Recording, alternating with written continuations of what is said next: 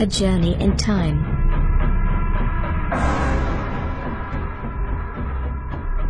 The ancient Illyrians in 21st century.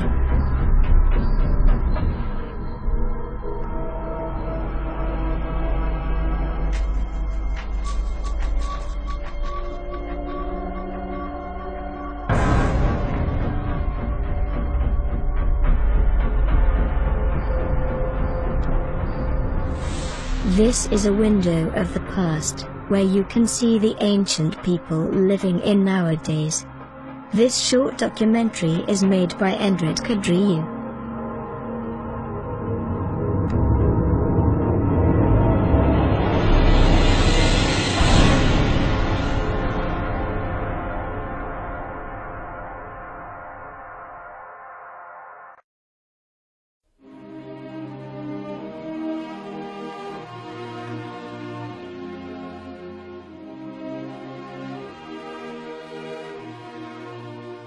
Once upon a time, in this fruitful land, the eagles flied free, and everyone lived in harmony. This land was ruled by a nation that lived here since the first signs of humanity, and they were called the Pelasgians. Pelasgians are one of the most antique nations in the whole world, and they were located in Southeast Europe, today's Balkans.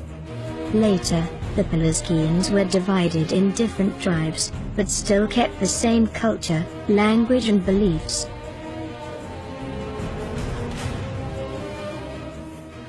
Since they were in tribes, the conflicts between tribes became often, and the harmony between people was lost.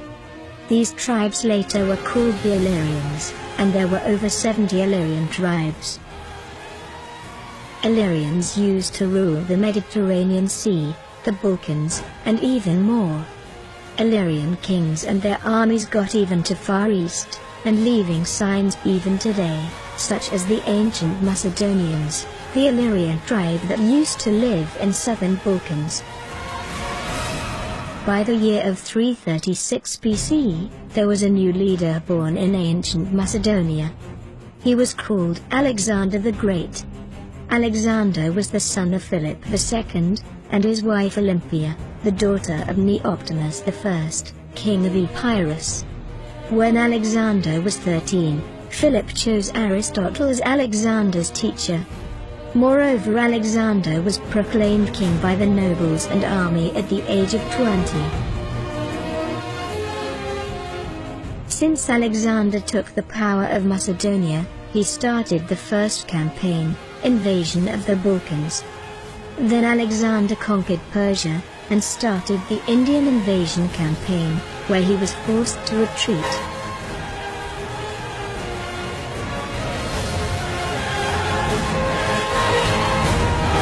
By the end of his reign, Alexander conquered most of world's known territory by then, and Illyrians or ancient Macedonians ruled these territories for few years. And after losing the power, historians think that most of the Illyrians retreated to Balkans or got killed by the locals. Most of the others that left alive probably got assimilated.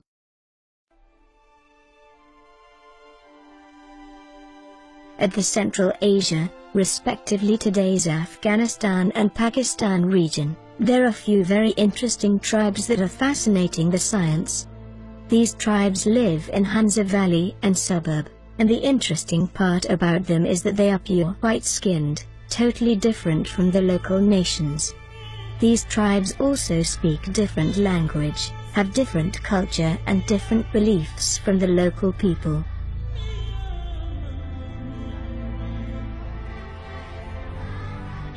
There have been many researches about these tribes, to discover their identity and their origins. The conclusions are that they are Indo-European people that speak the Dardic language, part of Indo-European languages tree. Also, these tribes' people's genes are more similar with the Balkan nations' genes than the other local nations' genes. Due to these studies, these are denizen tribes that today have almost 500,000 citizens. There are 3 tribes that live around Hunza Valley, and they are the Burrush people, who have around 87,000 citizens, the Kalish people, who have around 6,000 citizens, and the Pamirian people that have around 350,000 citizens. These white tribes are now partly blended with the locals, and probably have more than 2,000 years that they have been living there, so these people's culture seems like it had a fusion with the locals' culture. Obviously, they needed to survive, and to adjust the circumstances.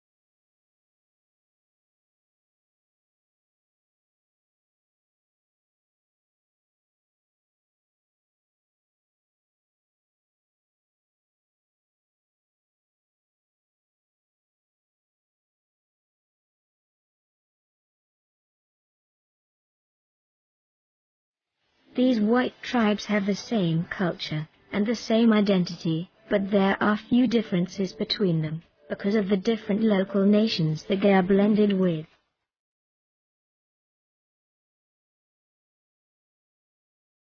The local nations are dark-skinned, and have much more different culture than these white tribes. They have different language, different beliefs and traditions.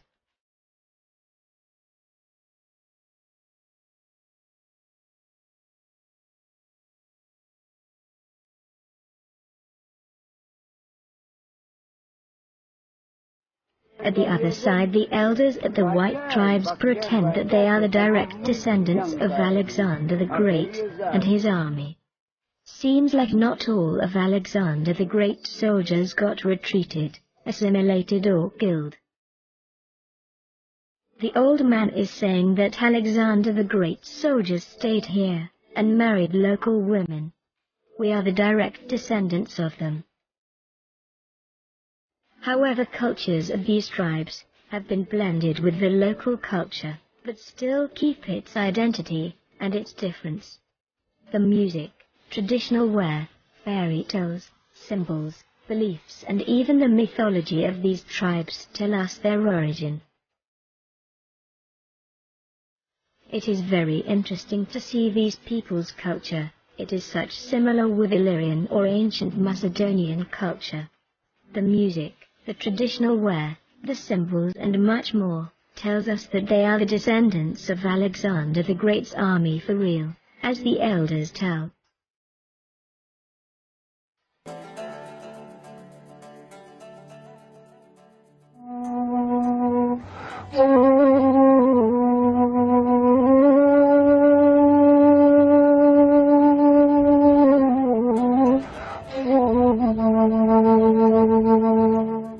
The language of the Burrush people, the Kalish people, and the Pamirian people still keeps some words that are similar only with the Albanian language. The ethnic descendants of the Illyrians are the Balkans. The names of the tribes themselves tells us about them in Albanian language. Let's take for an example the tribe of Burrush, or also known as Burrush. This tribe's people are known as fighters, and unquestionably mans of their word. If we look at the Burrush as a word, and take the suffix of the word, we got bur or bur, which in Albanian means a man, and in Albanian lands, a real man always keeps his word. It is also a divine virtue, or by other words, it is basa. This is written in Albanian laws, known as canon laws. The Kalish people that live in Hunza high mountains, where have been found many antique castles and forts, that result that they are 2,000s of years old, and younger. At these castles, there have been founded many paintings of horses, and many symbols which are the same as the Illyrian symbols.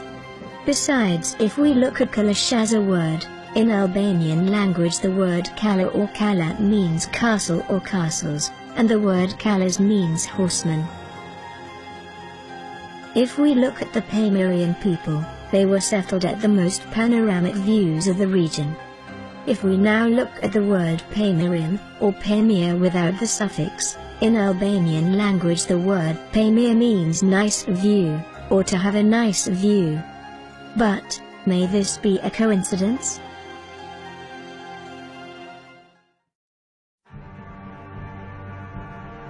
Furthermore, there have been many different facts that link these white tribes with the ancient Macedonians. It were an Illyrian tribe, and of course, it is unquestionable that Albanians are the autochthon descendants of Illyrians.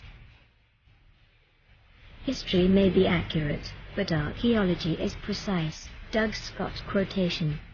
That is so true, and indeed the archaeological evidences show us that the Hunza people are the descendants of Alexander the Great.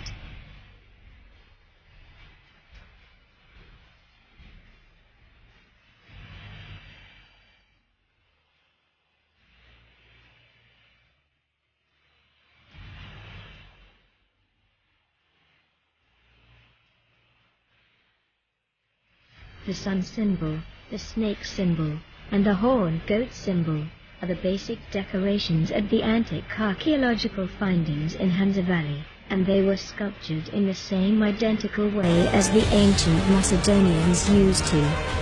These symbols were not only common symbols for the Illyrians, these symbols were divine for all the Illyrian tribes.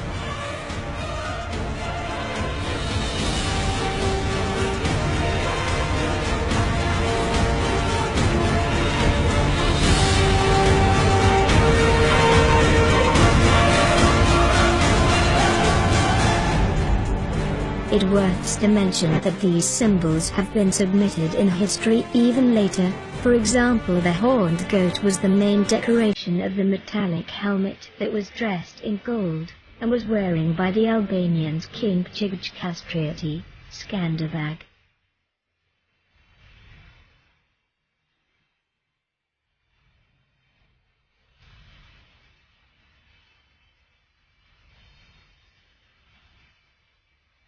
After Skanderbeg's death, a writer named Maran Barlatai says, when the people saw all those young and brave men around Skanderbeg, then it was not hard to believe that the armies of Sultan Murat were so defeated by the Albanians. Indeed, the times when the star of Macedon shone brilliantly had returned, just as they seemed in those long-forgotten times of Pius and Alexander. This was written around the year 1450 CE, and shows us the blood relationship between the ancient Macedonian Illyrians and the Albanians, among many other facts.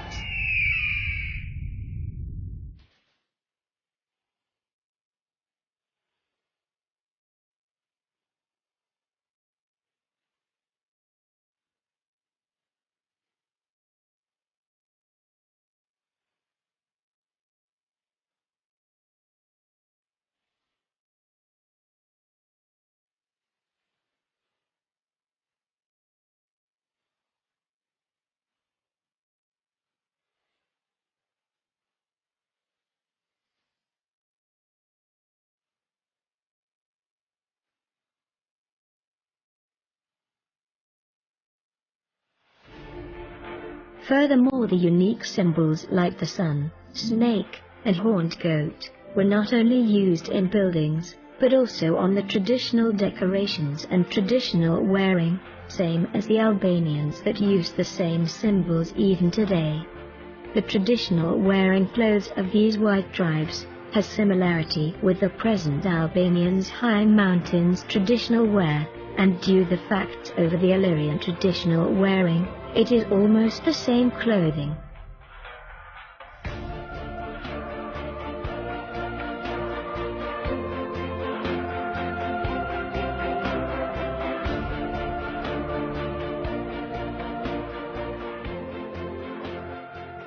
Many researchers believe that the Hunza people's traditional dresses are very similar with the ancient Macedonian dresses.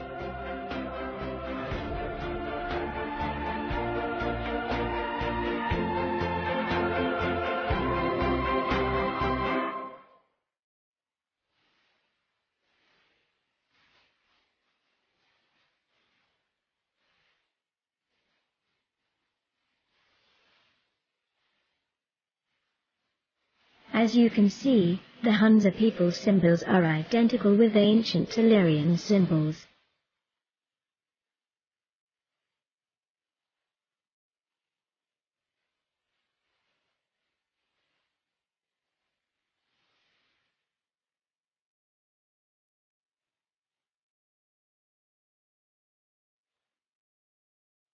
Even the music and the traditional dance have such a similarity that fascinate. The Hunza Valley tribes have a dance called the sword dance, where the mans with swords dance with music and act like they're fighting.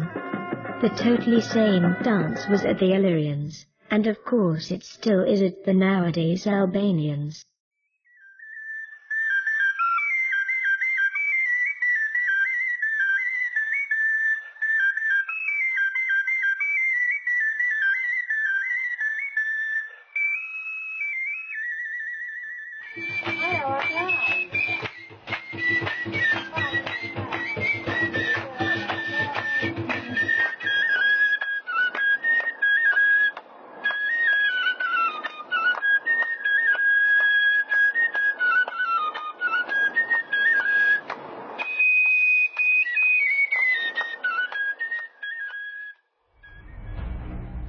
The Burrush people, the Kalish, and the Pamirian people have still kept the same pagan beliefs, same as the Illyrians used to, and it is in their tradition that if someone of their tribe changes his religion, then he must leave the village. And another interesting fact is that the Albanians today have a dog breed known as the Illyrian dog that is mostly founded at the Shah Mountains. However, the Illyrians kept this dog as a shepherd dog or in some cases as a war dog. The Hunza people have their own dog breed too, and guess what? It is the same dog that Hunza people have.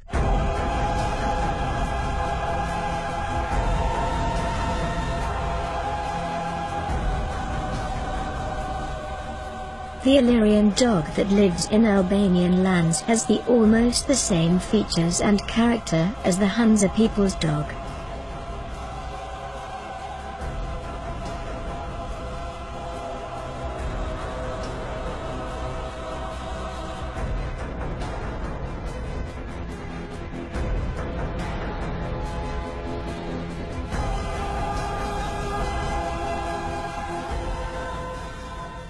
Also, if we look at these people's languages, we may find words that are similar with today's Albanian language. Mainly, most of the words that kept its origin, and kept unchangeable, are the important words such as nature phenomena, basic grammar, and even fairy tales titles. For example, there is a mountain in Hunza Valley, where it has too many storms and thunders, and is called Bubulamati Mountain. If we look at the Bubulamati word, it has similarity with the Albanian word Bubulama, which in Albanian means thunder.